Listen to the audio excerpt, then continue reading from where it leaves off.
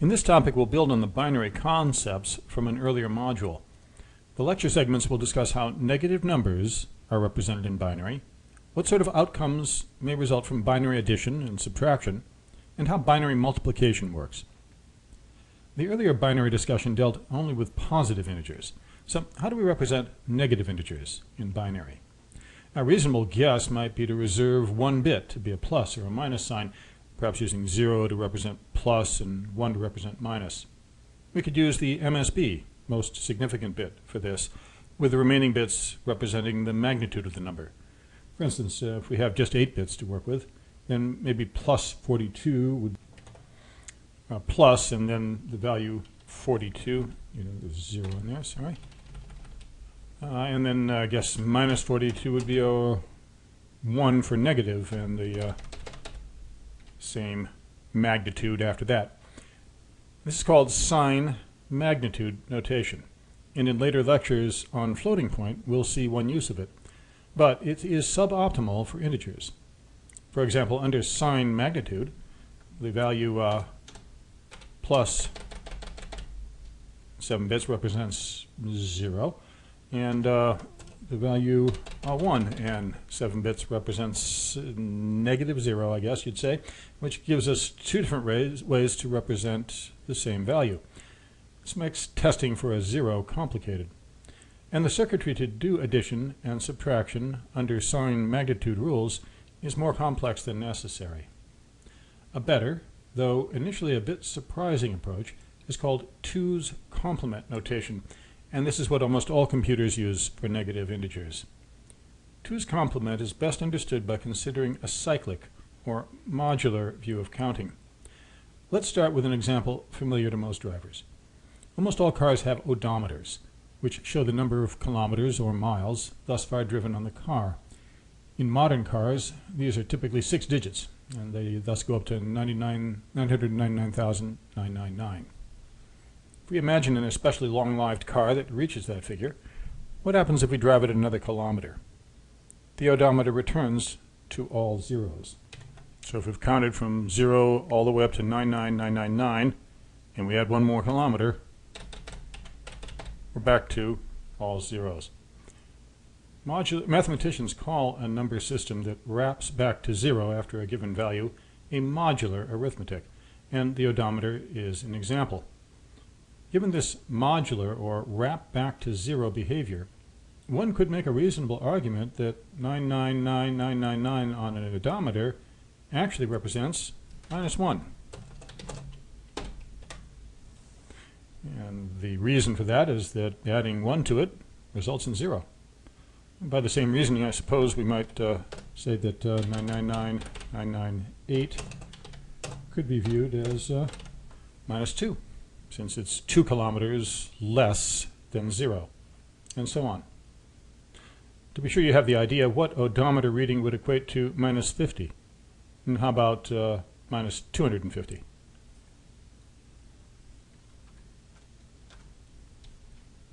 I'll extend our space here a little. And if you've been thinking about that question, then 999,950 would be effectively a -50, and 999,750 would be -250, and so on. So, is this just a clever game? Or would such a representation of -1 and -2 actually work in general computations? Well, there's question 2. Imagine a bit of math on our odometer. If it currently reads just 1,000 kilometers, so let's stretch this out a bit to show that. And then let's say we drive another 999,998 kilometers. Make that kind of a addition. Then what do we get? Think it through. So we'd get 998. Put in the zeros here. And that's because we'd wrap all the way around back to 0, and then almost back to 1,000, but we would be missing 2 kilometers. So in that example, and in others if you try it out, 999,998 does act like -2, like adding -2. So how far back do we take this? Does 999,000 represent -1,000? Does 600,000 actually represent -400,000? Yeah, in fact, the standard approach with such systems is to divide the range in half, with the upper half, 500,000 and higher in our case, being viewed as less than 0, or negative. So here's a short diagram of that. If we did that to our odometer, we would consider values from 0 up to 499,999 to be positive, kind of a breaking point, halfway up, and then from that point on, everything is negative and gradually increasing towards 0, with, again, 999,999 as our -1. Okay, so how does all this work in binary numbers instead of on odometers? Let's try it with 8 bits, just to keep the values small. As you may recall from earlier lecture, counting upward in 8 bits ultimately reaches the value 11111111, or 255. So our binary 8-bit range looks a little like this over here. Yep. The right diagram piece. There we go. Looks a little like that over there. In almost all computer hardware, adding 1 to all ones results in 0, just like the odometer, except of course it's in binary. So we can view all ones as effectively -1. If we want to change our mind about this, we can say that 255 then is -1, and 254 of course is -2, and so on.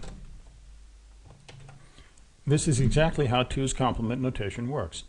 We take advantage of the fact that binary addition is modular in computer hardware, and we consider all values in the top half of a binary range to be negative.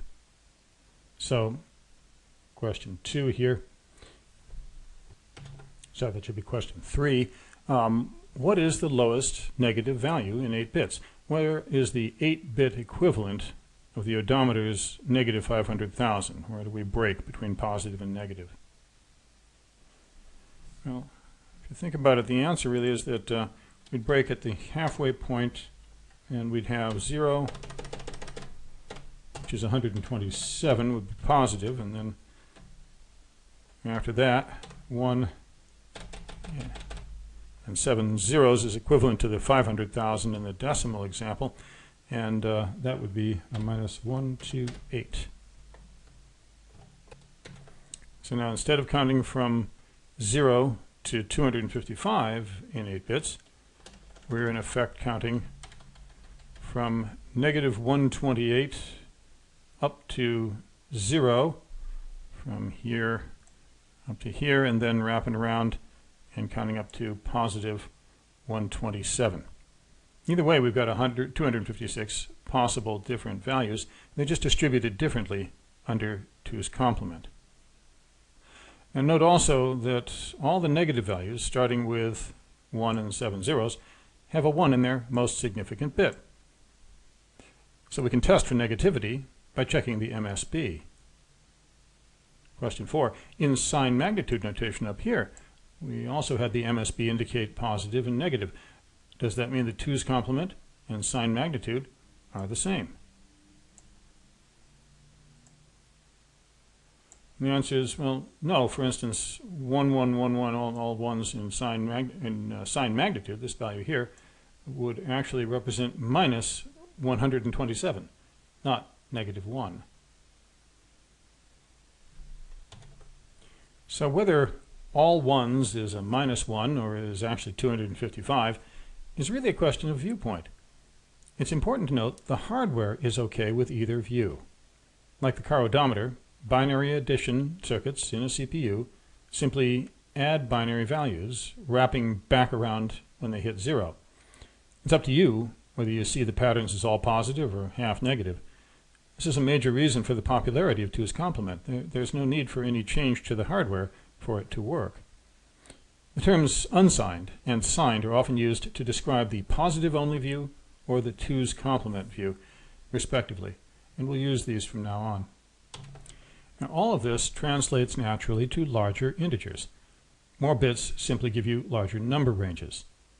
With 16 bits, for instance, the unsigned values go from 0 to 65, 530, as illustrated here, where we have all the 16-bit patterns, with some breaks there, of course, and here are the unsigned values going up to 65, 535.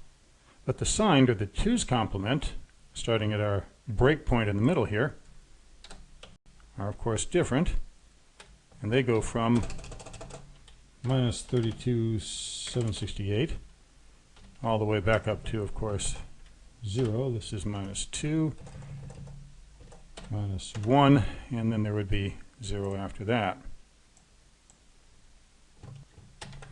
With 32 bits, which, if you'll forgive me, I will not draw, the unsigned and signed ranges are from 0 to, wait for it, 4,294,967,295, and that's the unsigned, of course. The signed is from negative 2,147,483,648 to positive 2,147,483,647. Now, you don't have to memorize those highest numbers, but the others, including the 16-bit ranges, I would expect memorized. In all cases, there's more value in the negative direction, one more value, than the positive one. Minus 127, or positive 127 in 8 bits, but negative 128 in negative, and positive 32767 in 16 bits, but negative 32768, for instance. There's really no way to avoid this. Since 0 is neither positive nor negative, that leaves an odd number of possible non-zero values, and it's most convenient to make the halfway point negative instead of positive, since then all negative values have an MSB of 1. The result is a slight skew in favor of the negative range. Converting between a positive and a negative binary number under 2's complement can be done via a simple trick. Invert all the bits and add 1. We'll do a little diagram example here. Let's say we start with a 8-bit value that is 3, 6 zeros and 2 ones, and we'll convert it to minus 3. And what we'll do is invert all the bits, which as you can see changes it to 6 ones and 2 zeros, and then we'll add 1, which changes it to the correct binary pattern, 8-bit, for minus 3. And to be sure you understand the principle here, why don't you please try it yourself, but in this case, why don't you start with the minus 3 and do the same deal and see if you get back to 3.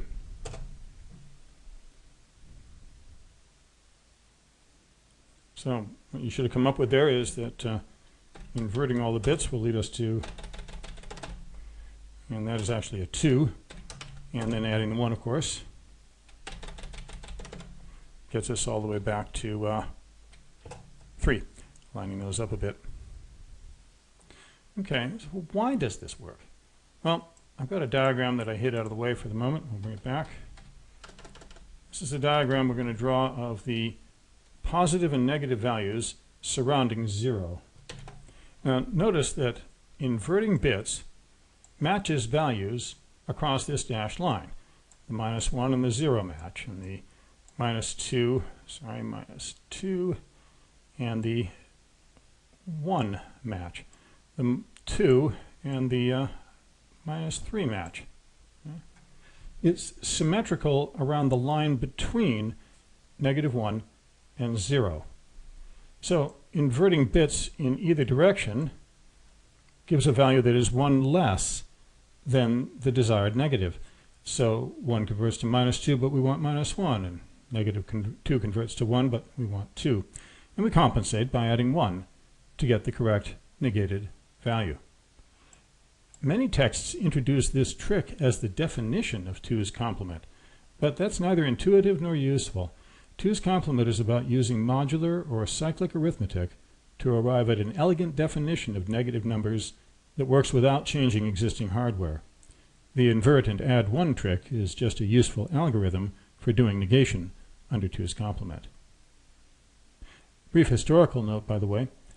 The little thought experiment with the odometer, where we treated 999999 as -1, actually has an interesting history and a formal name.